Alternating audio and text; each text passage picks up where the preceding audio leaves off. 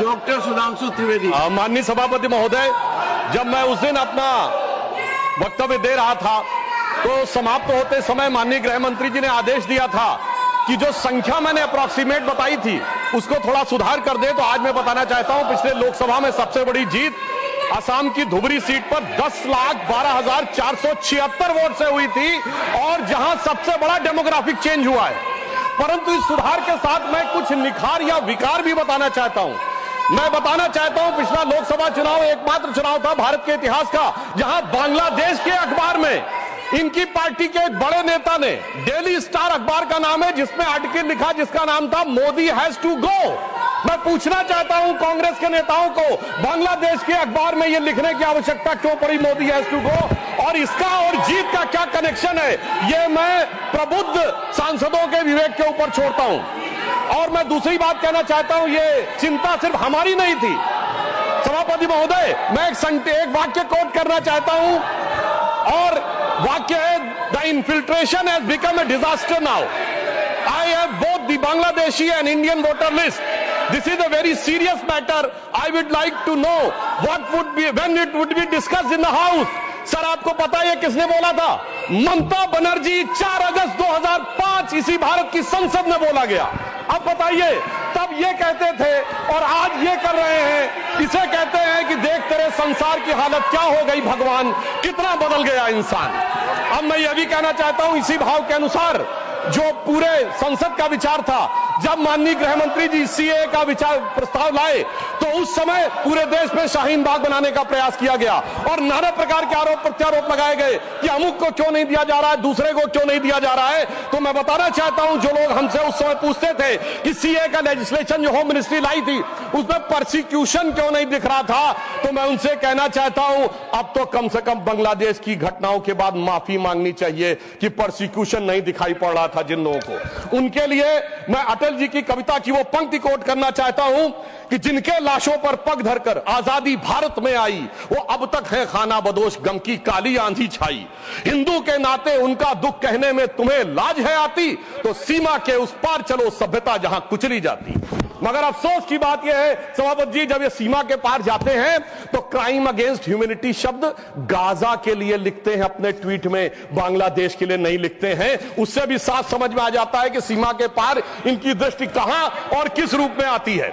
अब मैं यह भी बताना चाहता हूं, जो हमारे साथी ने कहा कि गृह मंत्रालय हस्तक्षेप कर रहा है किसी राज्य में, परंतु मैं बताना चाहता हूं गृह मंत्रालय ने हस्तक्षेप नहीं किया, राज्यों ने हस्तक्षेप किया है। गृह मंत्रालय में नागरिकता को लेकर कानून बनाना केवल केंद्र सरकार का अधिकार है और संबंधित मिनिस्ट्री है गृह मंत्रालय।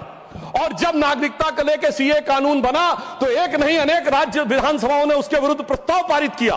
तो अपने फैक्ट को चेक कर लें, यह गृह मंत्रालय में राज्यों का हस्तक्षेप था, विपक्षी राज्यों का, और इसी के साथ साथ संविधान के लिए भी बहुत बड़े खतरे की बात थी, क्योंकि केंद्र से पारित कानून के विरुद्ध कोई राज्य सरकार नहीं बोल सकती। हाँ, रही बात इसको जो इनके दिल में दर्द है कि एजेंसीज के कारण बहुत से नेता जेल में जा रहे हैं, तो मैं याद दिलाना चाहता हूं सभापति महोदय, जो हमारी सरकार पर आरोप लगाते हैं, तो जब सोनिया जी और राहुल जी पे केस दर्ज हुआ था, अक्टूबर 2013 था, दिल्ली हाईकोर्ट के द्वारा हमारी सरकार नहीं थी। कनिमोझी राजा जी जेल गए थे 2011 में, हमारी सरकार नहीं थी। सुरेश कालमाड़ी जेल गए 2010 में, हमारी सरकार नहीं थी। शिबू सोरेन जेल गए 2006 में, हमारी सरकार नहीं थी। मधु कौड़ा जेल गए 2008 में, हमारी सरकार नहीं थी। मुलायम सिंह मायावती जी पे केस हुए 2004 में, हमारी सरकार नहीं थी। करुणानिधि जी जेल गए 2000 में, लालू यादव जी जेल गए 1997 में, झारखंड मुक्त मोर्चा रिश्वत काट 1994 में, और सर राजीव गांधी जी पे आरोप 87 में और एफआईआर 1990 में। मेरे भाई, हम लोग पढ़ाई की एज से प्रौढ़ावस्था में आ गए, आप लोगों को अंदर बाहर कोर्ट कचहरी का चक्कर काटते देखते हुए, और फिर 2014 के बाद की पर्ची हमारे नाम की फाड़ रहे हैं। मुझे लगता है ये बिल्कुल तथ्यों के विपरीत है। ईमानदारी से उनको आत्मावलोकन करने का प्रयास करना चाहिए, बजाय कि आरोप लगाने के ऊपर। हाँ, एक बात मैं जरूर कहना चाहता हूं, गृह मंत्रालय ने एक बहुत बड़ा काम इस कार्यकाल में जानते क्या किया?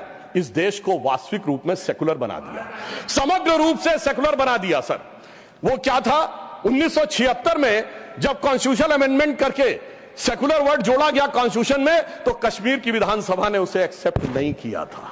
इसलिए इस देश में एक ही राज्य था जो संवैधानिक दृष्टि से सेकुलर नहीं था। सर 5 अगस्त 2019 को जब धारा 370 हटी तो यह वास्तविक अर्थों में पूरा देश सेकुलर हो गया। इसके लिए मुझे लगता है गृह मंत्रालय को बधाई दी जानी चाहिए।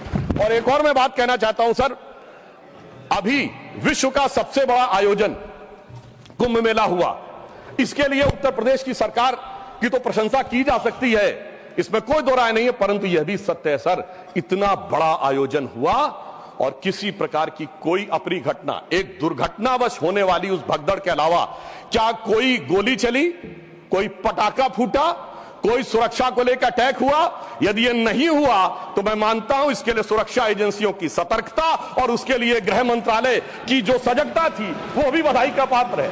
और वैसे मैं एक शब्द और कहना चाहूंगा सर, जो कुछ कुंभ मेले में दिखाई पड़ा था उसको कम से कम मैं निगेटिव बात न कह के एक पॉजिटिव बात कहना चाहूंगा।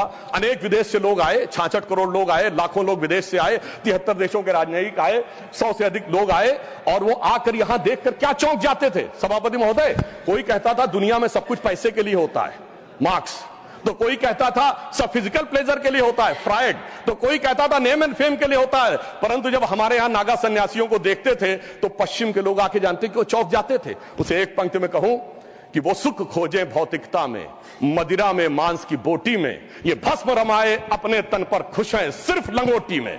और सभापति महोदय, मार्क्स भी फेल, मैक्स वेबर भी फेल, फ्रायड भी फेल, कम से कम ये प्रेरणा देनी चाहिए भारतीय संस्कृति के बारे में। और परंतु मैं क्या कहूं, दुनिया की सबसे बड़ी कंपनी स्टीव जॉब्स के, एप्पल के, मतलब सबसे एडवांस कंपनियों में से एक, उनकी पत्नी लॉरेन पावेल भी आई और नाम भी उन्होंने कमला देवी रखा, परंतु कुछ लोगों को उसके बाद भी उसमें स्नान करने में समस्या नजर आई। तो मैं ईमानदारी से और विनम्रता से कहना चाहता हूं, सभी धर्मों की भावना का सम्मान होना चाहिए।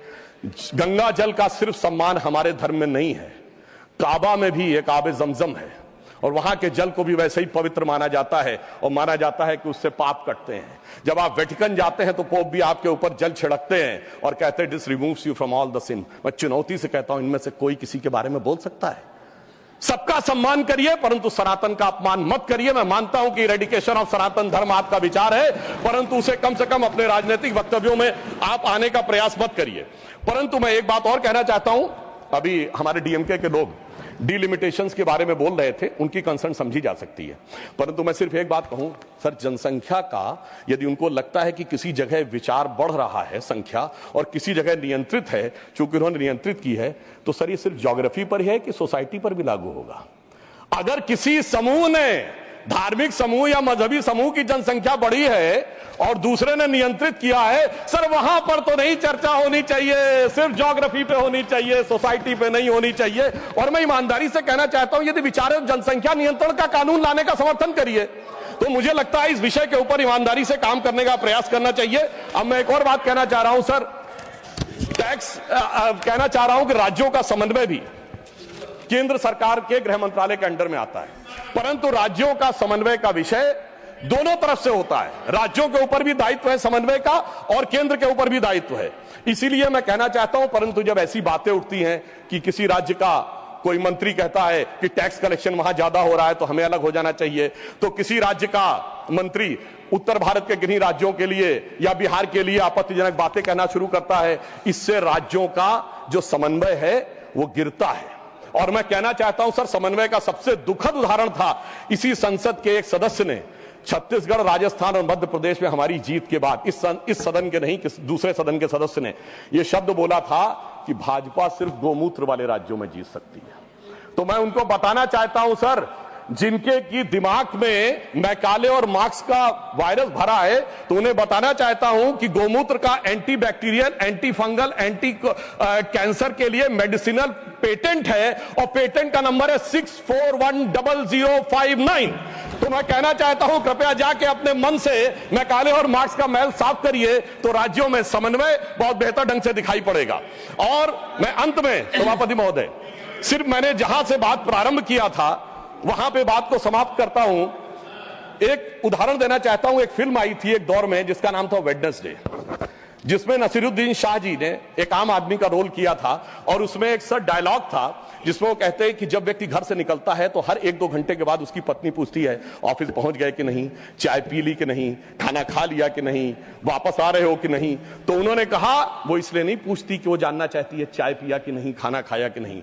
वो दौर था जिसमें वो कह रहा है कि वो इसलिए पूछ रही कि वो जानना चाहती तुम जिंदा हो कि नहीं, क्योंकि वो दौर था इनकी सरकार का जिस जमाने में घर से आदमी निकलता था, उसने कहा लगता है जंग पे निकल रहा है, तो ऐसा प्रतीत होता था कि मानो वो कह रहा हो कि उजाले अपनी यादों के हमारे संग रहने दो, न जाने किस गली में जिंदगी की शाम हो जाए। मगर उस शाम के बाद जो सुबह हुई है हमारी सरकार आने के बाद और जो गृह मंत्रालय ने किया है वो पूरे देश को दिखाई पड़ता है।